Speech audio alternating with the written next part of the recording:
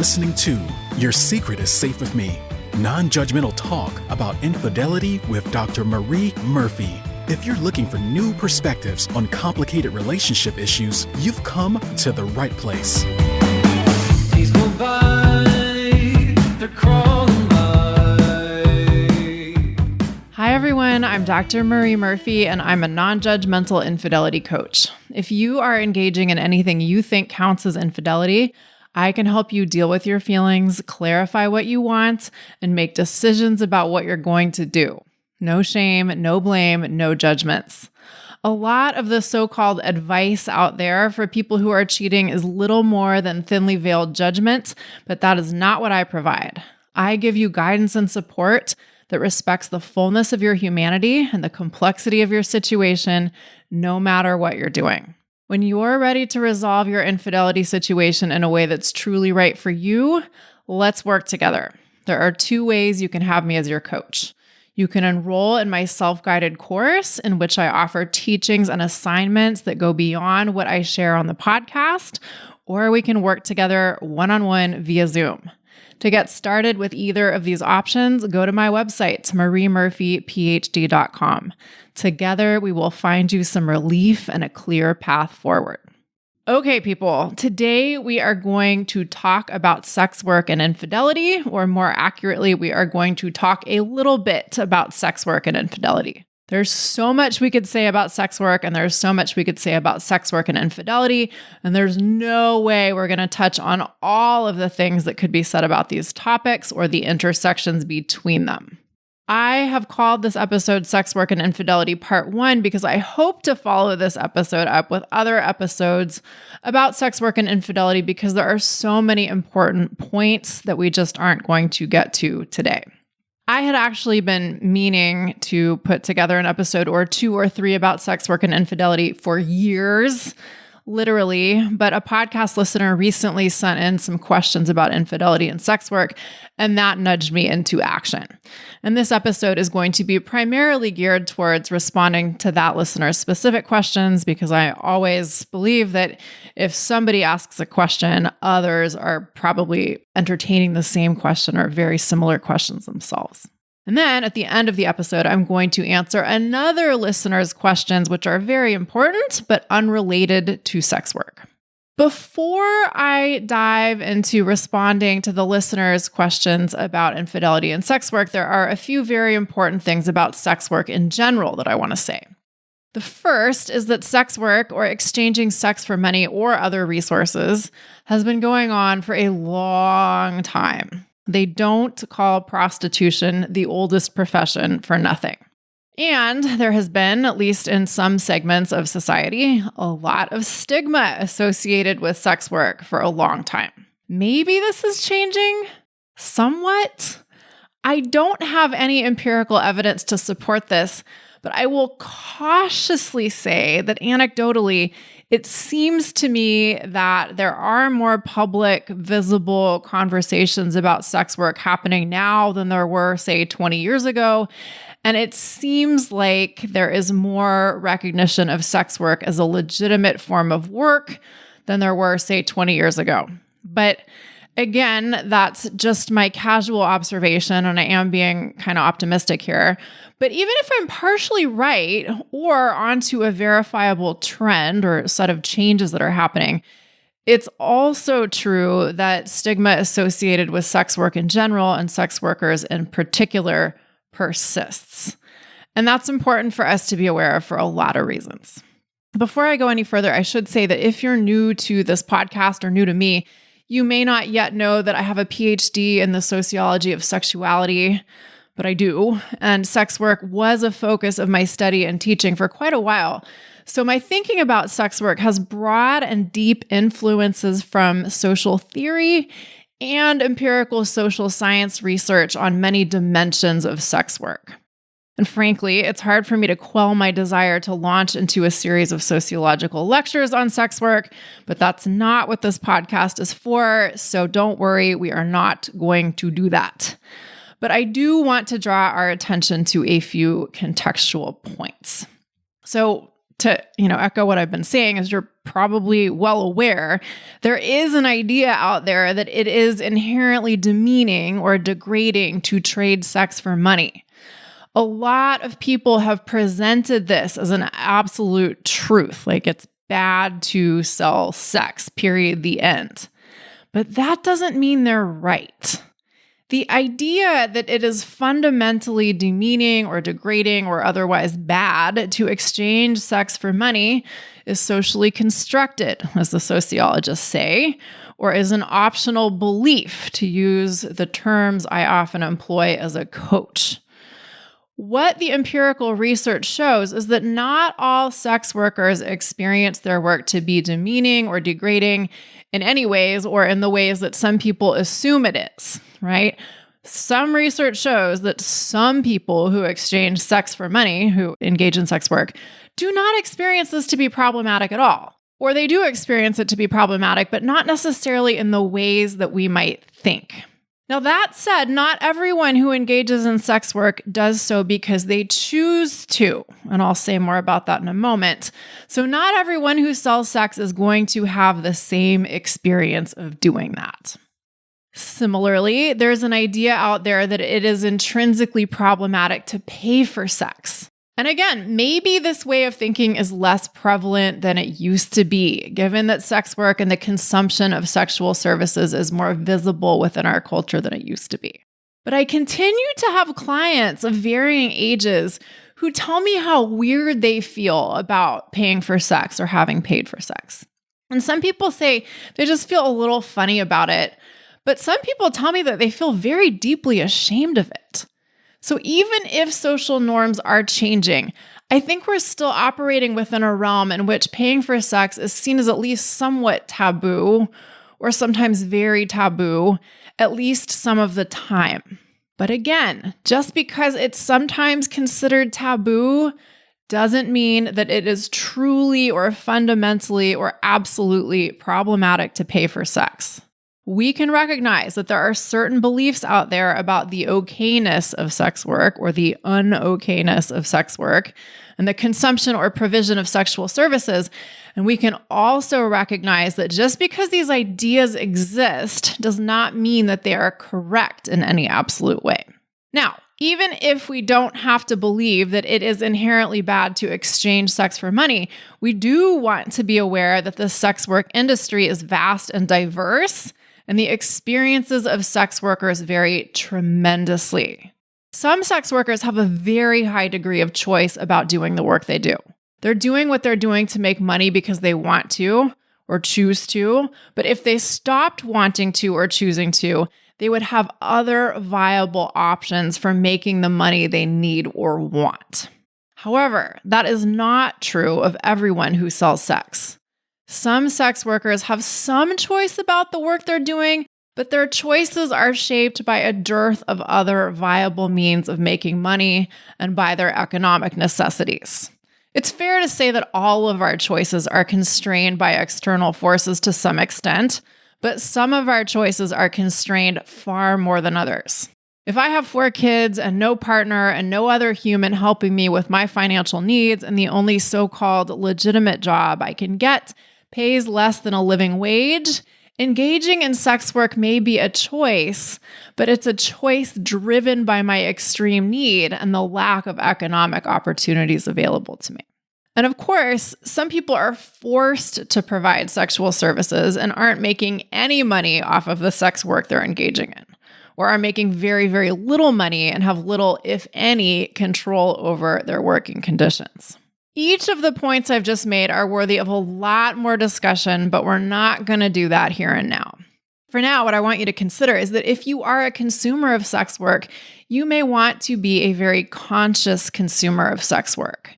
There's a lot of inequality within the realm of sex work, and you may want to be extremely aware of the humanity of your human service providers. Now, that certainly isn't unique to the consumption of sexual services, of course. We could all, as we engage with all kinds of service providers, do well to remember the humanity of the humans providing us with the services we avail ourselves of. If you are interested in learning more about sex work or delving into some perhaps new perspectives on sex work, there is some great social science literature on the topic, and I will mention just a few such sources. The book Whores and Other Feminists by Jill Nagel is great. So is the work of the sociologist Elizabeth Bernstein. Elizabeth's work is quite academic, but it's accessible reading, and she's written, I think, several books, including Temporarily Yours, Intimacy, Authenticity, and the Commerce of Sex.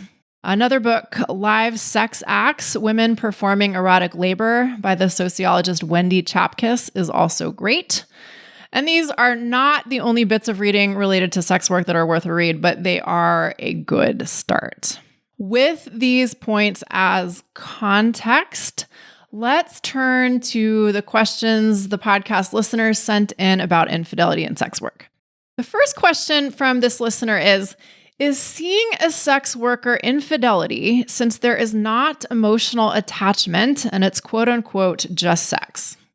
Here's my answer to the first part of that question, is seeing a sex worker infidelity. You get to decide. People have all kinds of different definitions of infidelity. You also get to decide whether or not it matters to you if your definition of infidelity and your committed partner's definition of infidelity, if you have a committed partner, are different. It's entirely possible that you might decide that, it's okay for you to have sex with sex workers. You might decide that it doesn't count as infidelity to have sex with sex workers. You might decide to give yourself a pass on having sex with sex workers, even if you think it does count as infidelity, right? These are all options that are available to you. But if you have a partner and they've found out about what you were up to, they might not see it the same way. So what do you want to do about that? That's the needle you get to figure out how you want to thread. And that's the kind of thing that I help people think through all the time. So if you want my help seriously considering this kind of question, let's work together.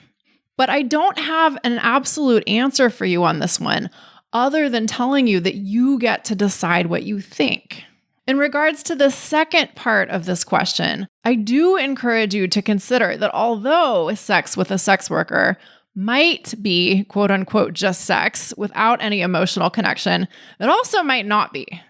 Plenty of people do develop feelings for sex workers. And although sometimes those feelings are one-sided, sometimes they're reciprocated.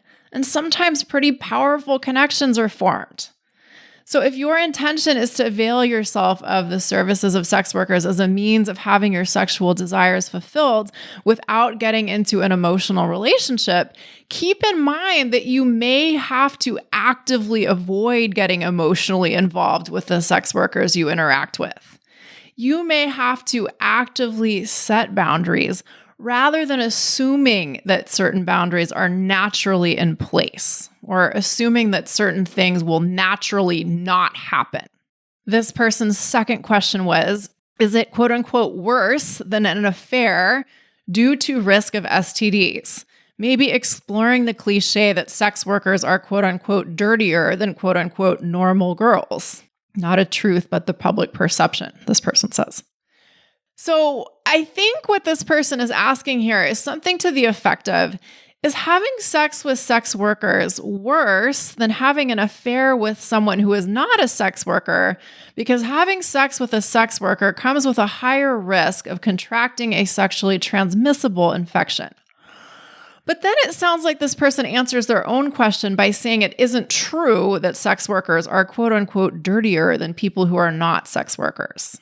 There are a lot of things I could say in response here, but I'll keep it at this. Practice safe sex. Whoever you're having sex with.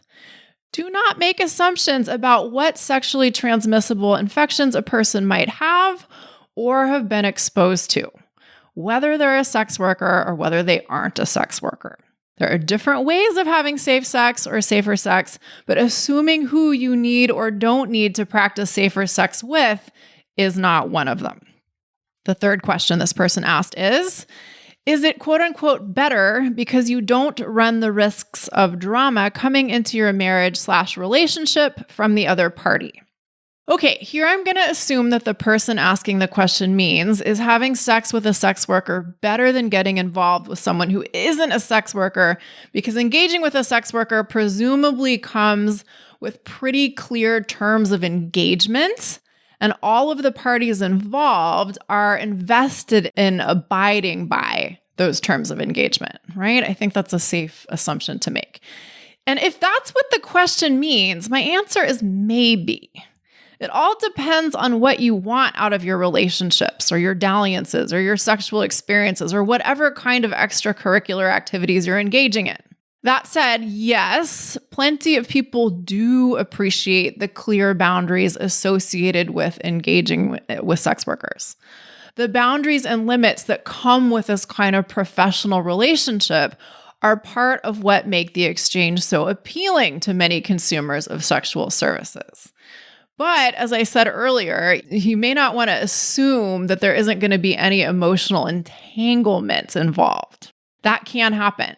In addition, though, I want to say that is seeing sex workers better than any of the unspecified alternatives? That depends on you and what you want in your life. There isn't any absolute better or not better here.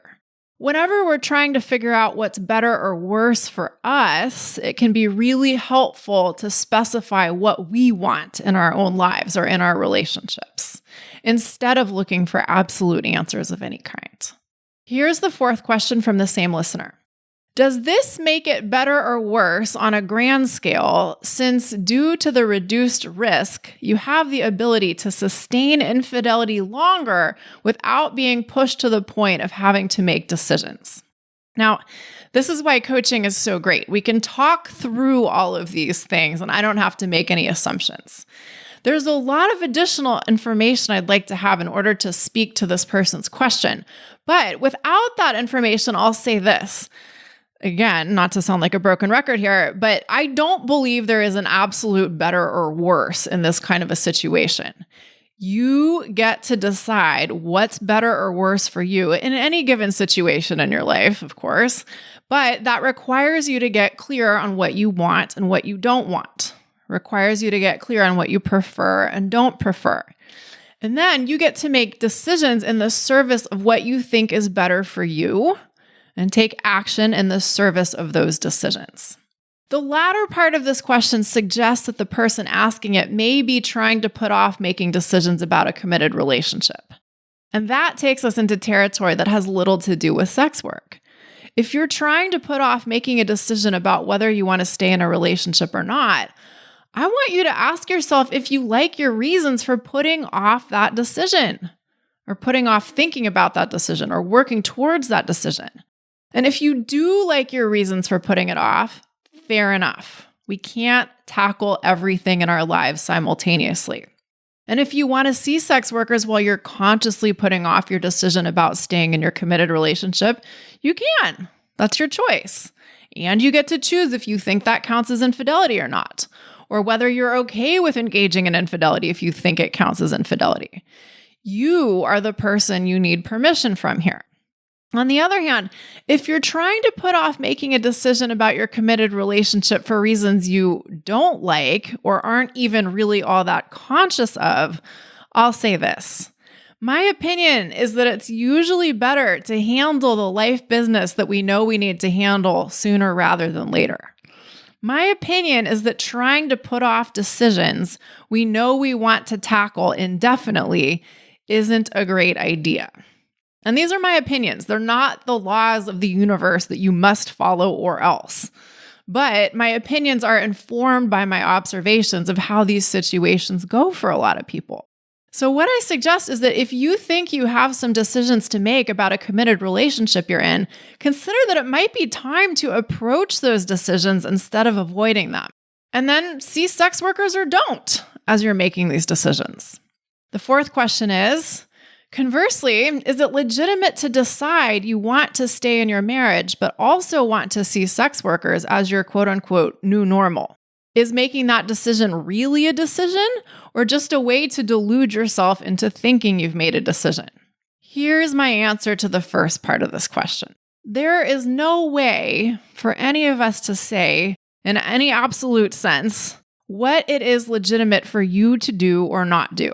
I know plenty of people love to argue otherwise, but here's the deal. Whether we like it or not, humans can do whatever they want, and they do whatever they want. And we have abundant opportunities to see this all the time. All you have to do is turn on the TV or leave your house and walk down the street for a few blocks. People get to do whatever they want. What I encourage you to consider is that you get to decide for yourself if it is legitimate for you to stay married and see sex workers. And I'm assuming that the person asking this question means seeing sex workers without their spouse's knowledge. I will tell you that plenty of people decide that this is legitimate for them, but that doesn't make it right or wrong in any absolute sense. You get to, and you've got to, make your own choices about what's legitimate for you. There are other options here, though. If you want someone else to agree or to tell you that your choices are legitimate, you could always ask your spouse if they would be okay with you seeing sex workers. If you want someone's approval for your decisions, you might seek theirs. Arguably, if you are going to make anyone else's approval matter, it might be your spouse's that counts. That's debatable, of course, but you might want to consider it.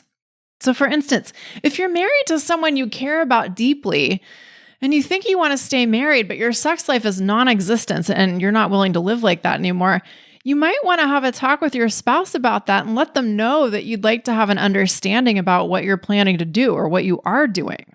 You don't have to do this, of course. But if some sort of reassurance from another person that your choices are legitimate is what you want, you might want to seek that from your spouse. And you might get it from your spouse. You also might not, but you won't know for sure unless you ask. But it is also totally possible for you to decide that as far as you are concerned, what you are doing is okay with you, and you can let that be the end of the matter if you choose. My answer to the second part of the question is, if you've decided that you're going to stay married and also have sex with sex workers, that sure sounds like a decision to me. If you've decided that that's your new normal, that is a decision, is it not? It sure as heck sounds like one to me. But if what you're really doing is struggling with what you want to do about your marriage and seeing sex workers while you avoid deciding what you want to do about your marriage, that could be another story entirely. Last question from this listener. Are sex workers infidelity enablers in that sense? And if so, is there anything wrong with that? Okay, there are a lot of opinions out there on the topic of whether sex workers enable or even cause infidelity, and some of these opinions are embedded with all kinds of assumptions. And many of these assumptions have a very strong anti-sex and misogynistic flavor to them. Historically, most of the sellers of sexual services have been women, and most of the consumers of sexual services have been men. And historically, folks have found it very convenient to blame awful, evil sex workers who just so happen to be women for being corrupting influences on families, without assigning much responsibility to the people purchasing the sexual services who have historically often been men. So we've got to acknowledge that this is a really loaded question in a lot of ways. And even more generally, I think the question of what counts as enabling infidelity is a tricky one. One dictionary definition of the word enable is to give someone the authority or means to do something. But I think we've collectively imbued the concept of enabling with even more meaning than that. So on the one hand, do sex workers give people the means to engage in infidelity? Sure they do. But there are plenty of other ways and means to engage in infidelity. There are plenty of other so-called enablers of infidelity. When we talk about enabling, I think we often think of enticing or coaxing or even coercing someone into doing something, not just giving someone the means to do something. And that's where this question of do sex workers enable infidelity turns into a real thicket. So If this is something that you've been thinking about, if you're wondering whether sex workers enable infidelity, I encourage you to ask yourself how that question is relevant to you and your life, rather than trying to answer that question in general terms or for all time and space. It may be that there really is some value in exploring that question as it relates to you and your life, but it also may be that spending too much time on this question is not going to move the needle anywhere in your life in any direction. And moreover, spending a lot of time thinking about this question may be a very convenient distraction from asking yourself questions that are more relevant to you in your life right now. Okay, that's it on the subject of sex work for today. As I said earlier, my plan as of this moment is to talk more about sex work in future episodes. This is a very big topic, and today's episode is certainly not the last word on the subject or even any facet of it. But now I'm going to turn to a question from a listener that is on a totally different subject. Here's what the listener wrote me. Since November 2023, I've been having an affair with a coworker. We both have prominent jobs. He's been married 25 years with 4 kids. I've been married 8 years with no kids. In January 2024, he called it off with me after his wife became suspicious of his activities. He said he was ending things with me because he was, quote unquote, hurting her. After that, we continued contact and our physical affair began again in August. In October, his wife found our private WhatsApp chat. He told me she didn't know any other details, only that he had been texting me privately, but that she wanted him to call me and make it clear we won't chat anymore while she listened in on speakerphone. I had listened to your podcast episode, So You Got Caught Cheating, and knew this type of request wasn't out of the ordinary upon discovery. I told him I wasn't comfortable with what he proposed, and no, the only reason he preempted the call was so that I wouldn't implicate us any further. Ultimately, I chose not to pick up when he called, knowing his wife would be listening in.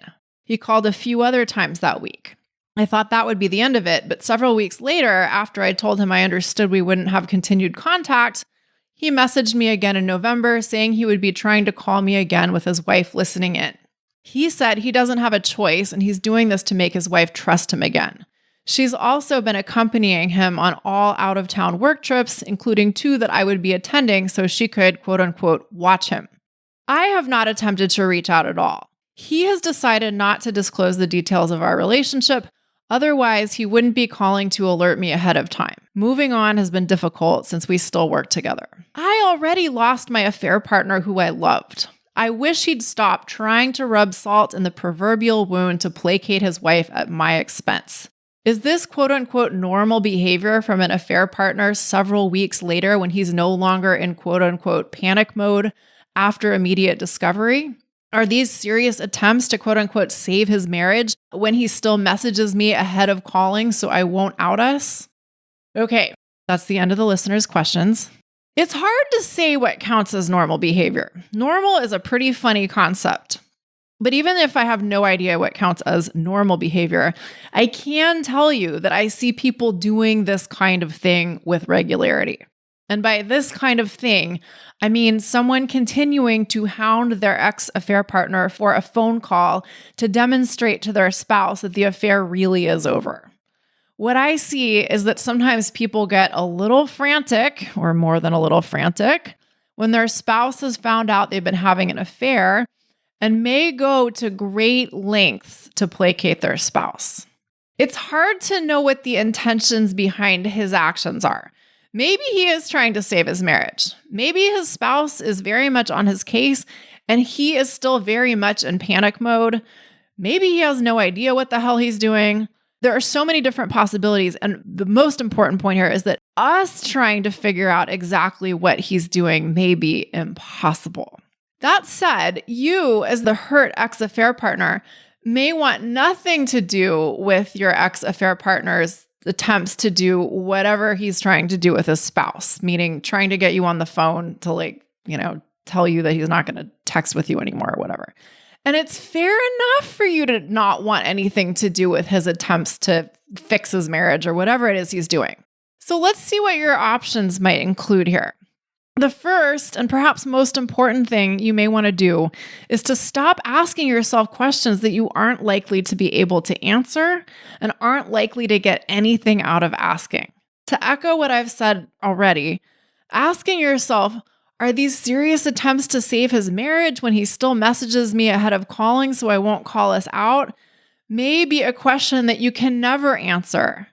And continuing to ask yourself this question may just drive you crazy. So you may want to start putting questions like that one down intentionally.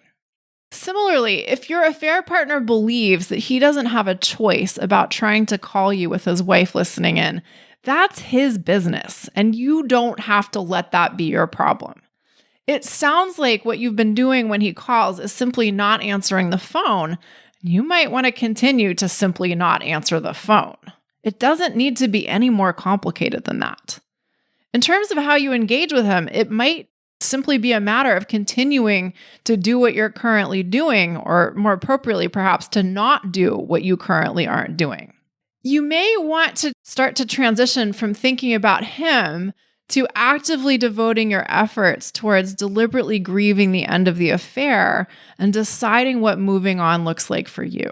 Instead of worrying about him and however he's choosing to handle his life, let's focus on taking care of you. And if you don't have the faintest idea of where to start with that, book yourself an introductory coaching session with me and let's talk about that.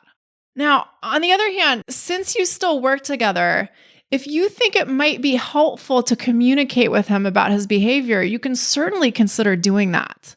Maybe it's worth it to sit him down and let him know that you aren't going to pick up the phone when he calls.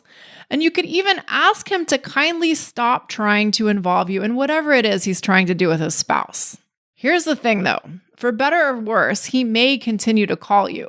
He can. Even if you ask him not to in a reasonable and respectful manner, he may not stop. He may really believe that he has to get you on the phone and make some statement to you with his wife listening in. And if he believes that, he may well keep trying. And your best bet may be to figure out how you want to deal with the possibility that this will be an ongoing effort. You may want to start to practice ignoring him if and when he reaches out. If you have to communicate about work, that's one thing. But if he tries to contact you for reasons that have nothing to do with your professional relationship, you may want to practice not responding. I know you're already doing this, but here's the really critical point. You may want to practice not getting too interested in the fact that he's trying to engage with you. This kind of disengaging from someone you've loved or still love does take a bit of skill, and it definitely takes some determination and some practice.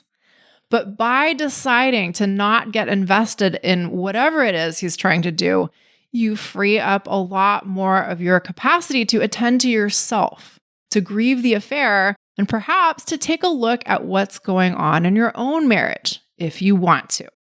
All right, everybody, that is it for today. If you would like my help working through any aspect of your infidelity situation, let's work together. There are 2 ways you can have me as your coach.